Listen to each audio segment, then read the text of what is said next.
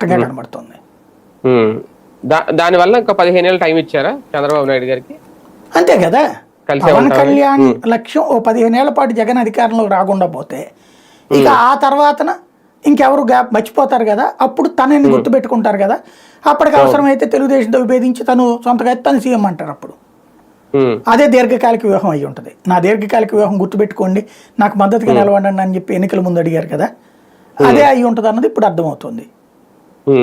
అవును.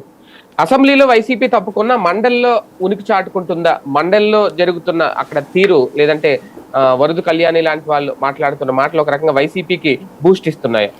వైఎస్ఆర్ కాంగ్రెస్ పార్టీకి బూస్ట్ ఏం కాదు, ప్రజాస్వామ్యానికి కాస్త ఊపిరిపోస్తున్నాయి, అంత మించేది లేదు. వైసీపీ వాళ్ళు దాన్ని కనీసం ప్రచారం చేసుకోవడం కూడా జాతీయ అవ్వట్లేదు వాళ్ళకి. బేసిక్గా వైసీపీ అనేటటువంటిది అదొక దాన్ని ఏమంటారు శుద్ధ ముద్దలాగా నడుస్తుంది, అది అంతే. దాంట్లో అంత మించేం లేదు. వాళ్ళు మాట్లాడింది ఏంటనేది వాళ్ళు ఏమైనా ఫోకస్ చేసుకోగలుగుతున్నారా? లేదు కదా. ఇక్కడ బేసిక్గా కాన్సెప్ట్ ఏంటంటే ప్రజాస్వామ్యం ఎట్టుండాలో అది చూసి నేర్చుకోవాలి, కాస్త మాట్లాడడం ఏంటనేది. జగన్ కూడా వాళ్ళని చూసి నేర్చుకోవాలి, అసెంబ్లీకి వెళ్ళి మాట్లాడడం ఎట్ట అనేది. అది నేర్చుకోపోతే అంతే అనమాట. ఇప్పుడు ఇంకొకటి ఇంకెంతకాలం ఉంటుంది, ఇంకొక ఏడాది లోపు, ఇంకో ఏడాది కల్లా మండలిలో ఇలా పని అయిపోతుంది.